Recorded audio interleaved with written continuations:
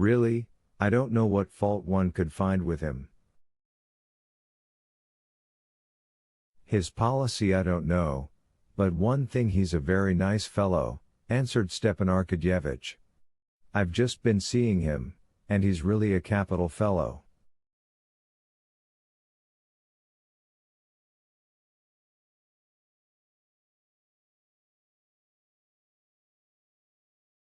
We lunched together, and I taught him how to make, you know that drink, wine and oranges.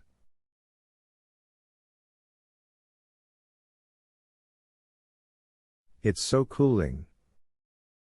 And it's a wonder he didn't know it. He liked it awfully. No, really he's a capital fellow. Stepan Arkadyevitch glanced at his watch. Why, good heavens, it's 4 already, and I've still to go to Dolgovishins.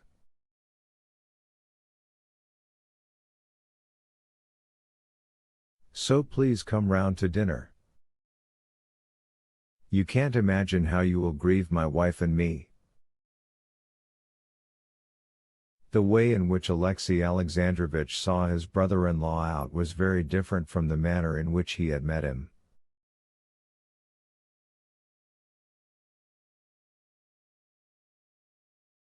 I've promised, and I'll come, he answered warily. Believe me, I appreciate it, and I hope you won't regret it, answered Stepan Arkadyevitch, smiling.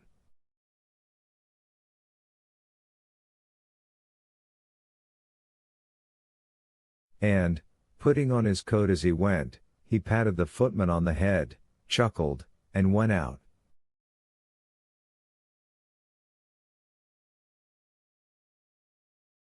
At 5 o'clock, and not evening dress, please, he shouted once more, turning at the door.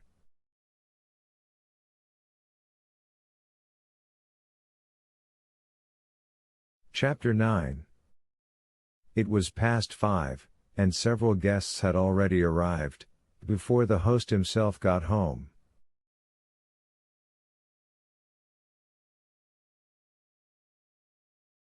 He went in together with Sergei Ivanovich Koznishev and Pestov, who had reached the street door at the same moment.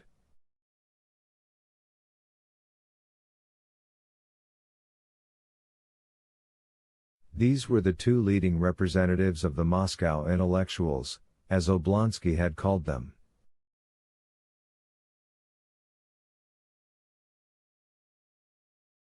Both were men respected for their character and their intelligence. They respected each other, but were in complete and hopeless disagreement upon almost every subject, not because they belonged to opposite parties, but precisely because they were of the same party. Their enemies refused to see any distinction between their views, but, in that party, each had his own special shade of opinion.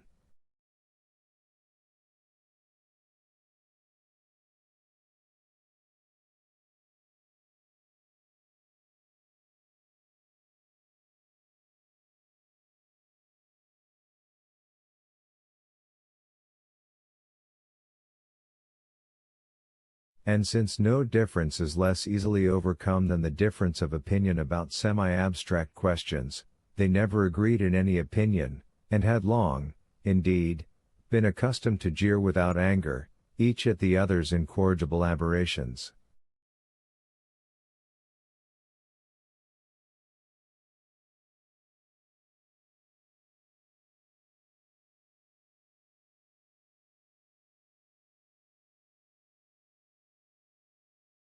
They were just going in at the door, talking of the weather, when Stepan Arkadyevitch overtook them.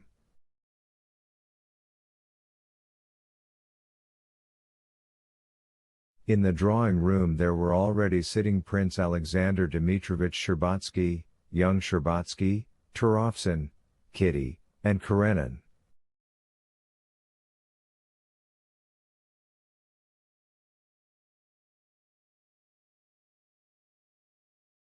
Stepan Arkadyevitch saw immediately that things were not going well in the drawing room without him.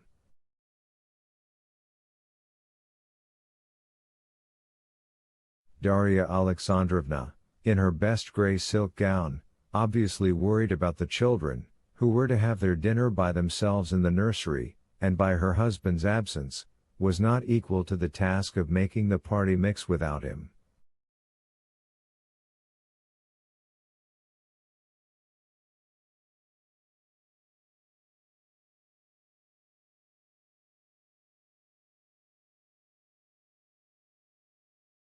All were sitting like so many priests' wives on a visit, so the old prince expressed it, obviously wondering why they were there, and pumping up remarks simply to avoid being silent.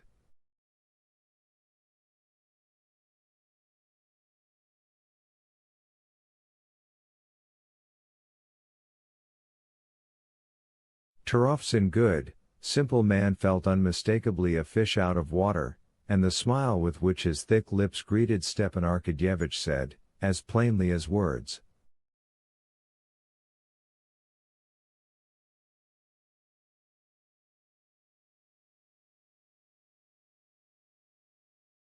"Well, old boy, you have popped me down in a learned set. A drinking party now, or the Chateau des Fleurs would be more in my line."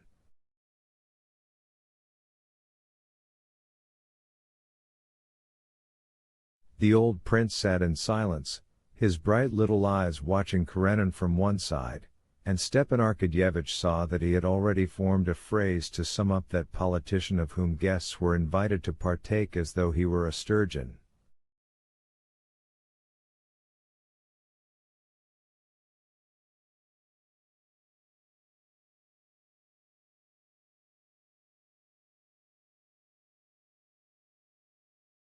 Kitty was looking at the door, calling up all her energies to keep her from blushing at the entrance of Konstantin Levin.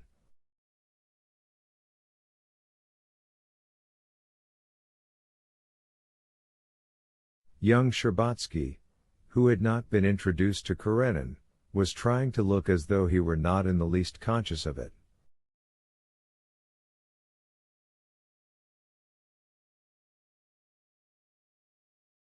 Karenin himself had followed the Petersburg fashion for a dinner with ladies and was wearing evening dress and a white tie.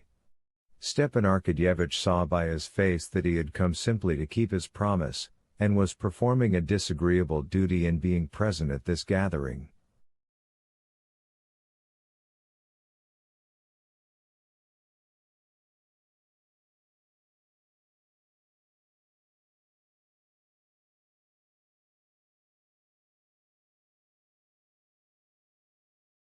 He was indeed the person chiefly responsible for the chill benumbing all the guests before Stepan Arkadyevitch came in.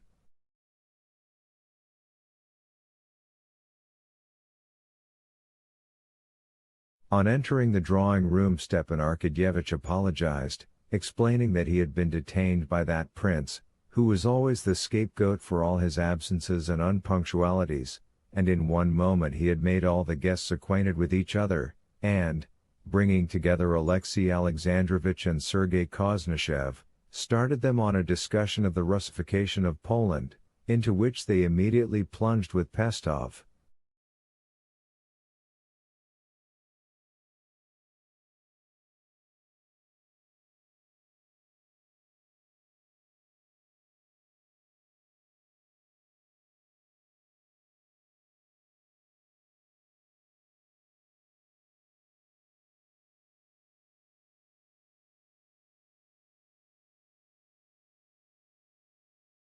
Slapping Turofsin on the shoulder, he whispered something comic in his ear, and set him down by his wife and the old prince.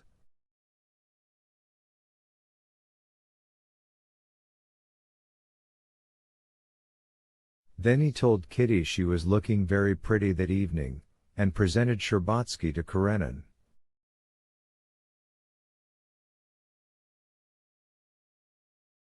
In a moment he had so kneaded together the social dough that the drawing room became very lively, and there was a merry buzz of voices.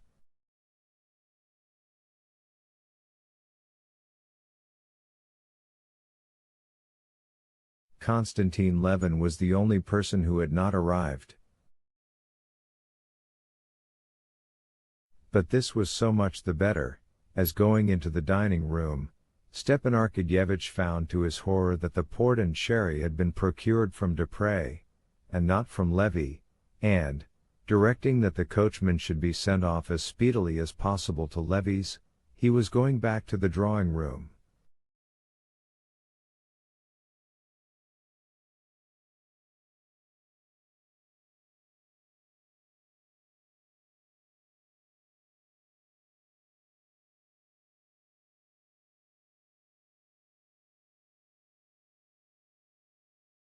In the dining room he was met by Konstantin Levin. "I'm not late?" "You can never help being late," said Stepan Arkadyevitch, taking his arm.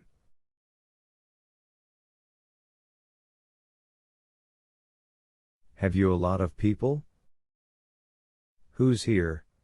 asked Levin, unable to help blushing, as he knocked the snow off his cap with his glove.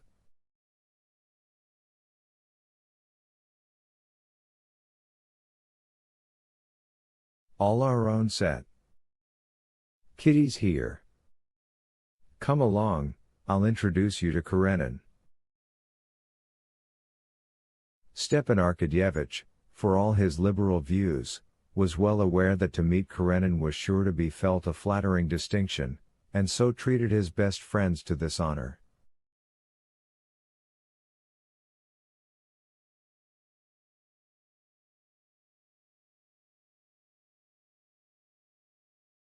But at that instant Konstantin Levin was not in a condition to feel all the gratification of making such an acquaintance.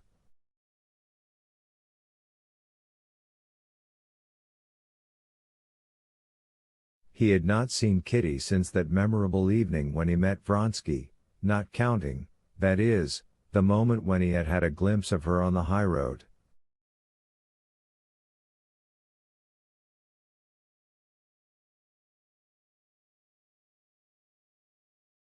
He had known at the bottom of his heart that he would see her here today. But to keep his thoughts free, he had tried to persuade himself that he did not know it.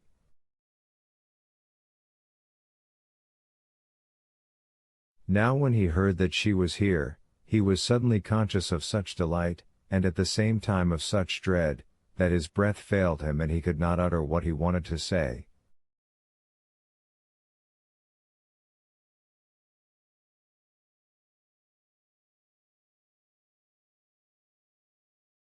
"What is she like? What is she like?" "Like what she used to be, or like what she was in the carriage?" What if Darya Alexandrovna told the truth?